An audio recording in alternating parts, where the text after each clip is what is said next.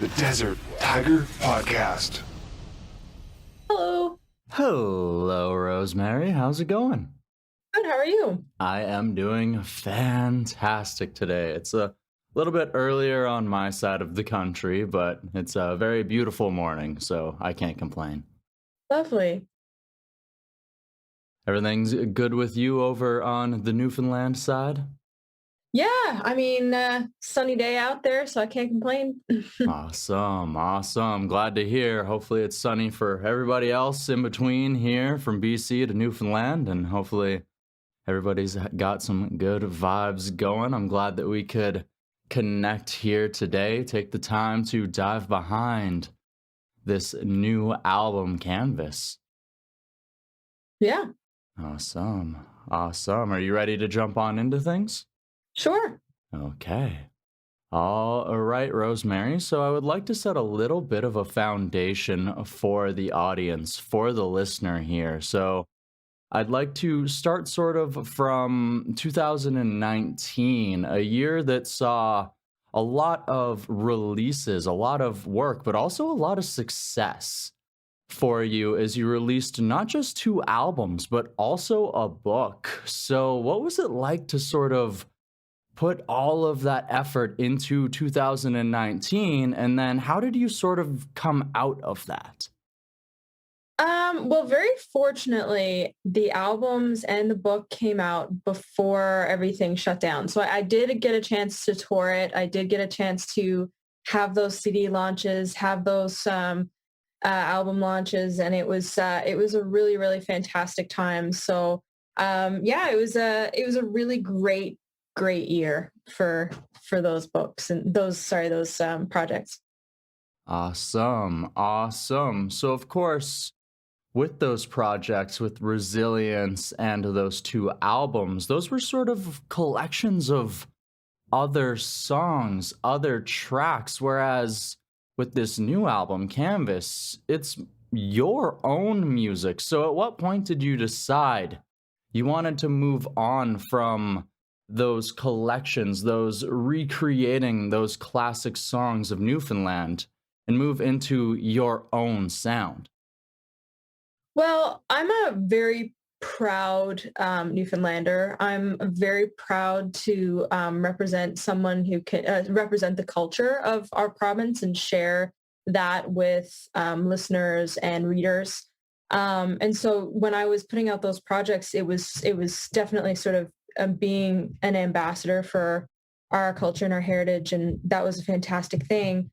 I've been a singer-songwriter for a little bit, but not out in the world. And I think that was a bit of a confidence situation where I had sort of pigeonholed myself potentially, or just sort of advertised myself as a Celtic traditional artist mainly. And then the fear of transitioning to a slightly different genre was there, but also, I didn't want to completely leave. And one of the things that I found from putting out Canvas is that it sort of created this balance and ability to sort of be creative in different ways. And people have really just accepted it fully and openly. And it's a new sound, but also I think that I have the freedom to kind of bounce wherever I want to go now. So it's opened some doors. Okay, so when you knew that you wanted to move into your own music, and like you said, there's always the confidence aspect of releasing your own sound, of producing yourself out into the world, but also with the decision, like you said, to progress into other genres. Was that something that you knew right away off the bat, that like you wanted to sort of progress more into a more modern, maybe a little bit more of like a pop style with your sound?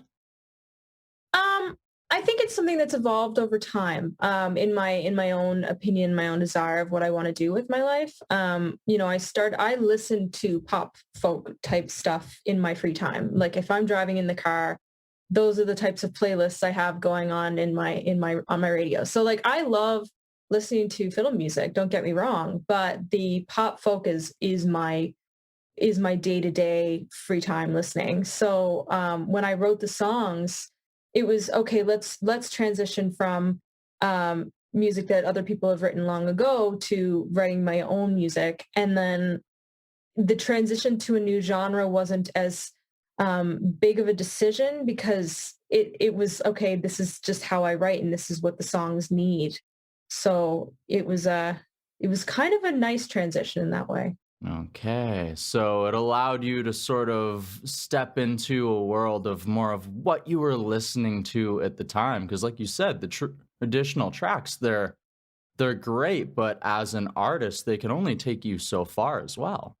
Yes, definitely. And I'm very, very excited to be sharing my original music to people. And the pop genre, I think, is opening some doors in a more mainstream listener. So I'm really appreciating the feedback I've gotten from people who normally wouldn't be listening to my music. So that's really nice. Okay, absolutely, for sure. Opens you up to a wider audience base. So, of course, as you say, you were writing in this sound, but as someone who had recorded mostly in that traditional sense, how important was it to find the right producer to help you to finally bring yourself out into the world? It was very important. It was actually quite it was a key element to what we ended up doing with this project, and we chose Claire Follett, who was signed with my record label Citadel House as well. And she's more on the pop side, but she was very respectful of wanting to maintain a bit of the Celtic in the recording. So we maintained the fiddle. We added as much as pop is there. There's still acoustic instruments. It's very reproducible on stage. I could play it at folk festivals, or wherever I wanted, and that was thanks to her. Well, they say it's the test of a good song, whether it be a rock song or a pop song or otherwise, is that ability to maybe take it to that acoustic sense. So these songs were written to be able to do both. Yes, definitely. Awesome. Awesome. So let's dive into some of these tracks now here. So I'd like to talk about the latest single that has come off of Canvas here, which is Little Fires. So take us a little bit behind Little Fires. What does it mean to Rosemary? Well, Little Fires is actually the last song I wrote for the project. I actually wrote it while we were finished demoing all of the songs and just getting ready to go into full recording.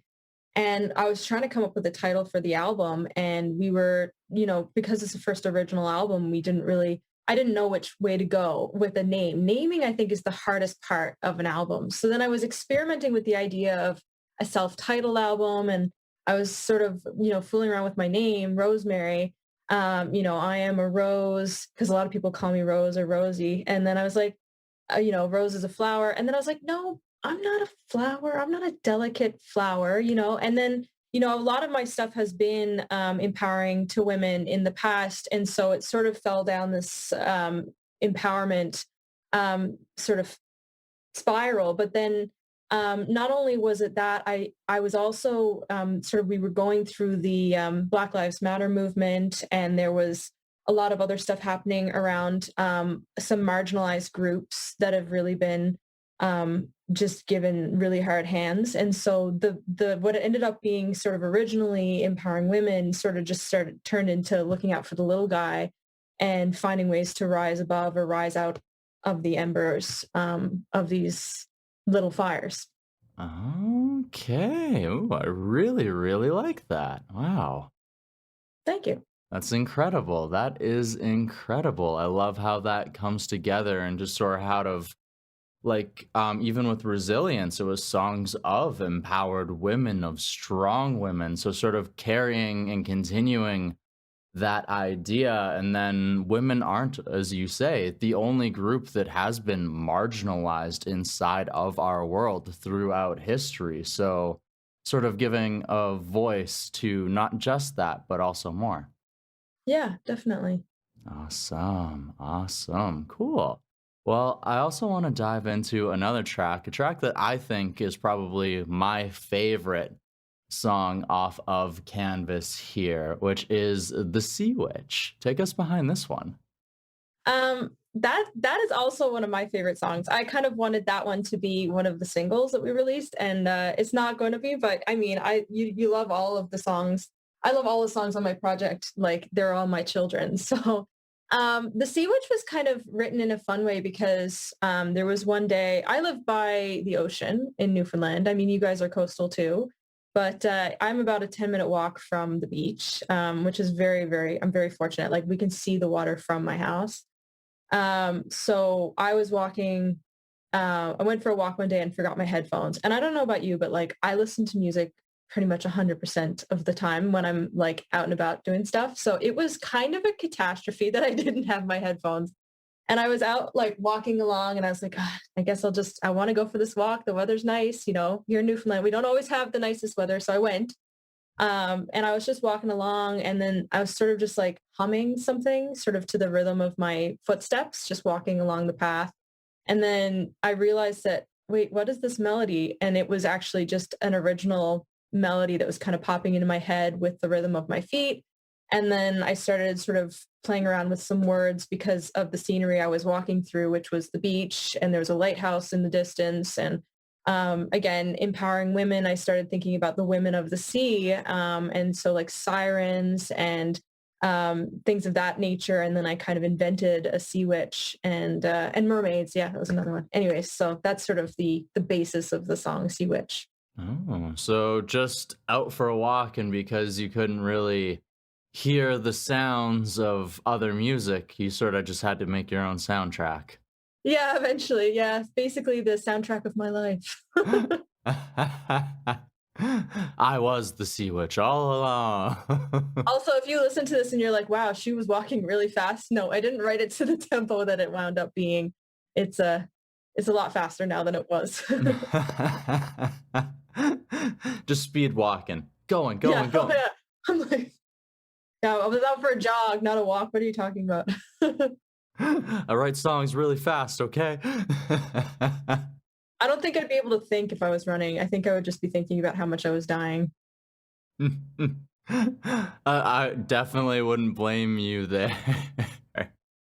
So, one thing that I definitely enjoy about this album, too, like you mentioned the title, Canvas, earlier, and in my research, I actually saw that you happen to be the artist behind the artwork, the cover art for this album. Yeah, you've done your homework.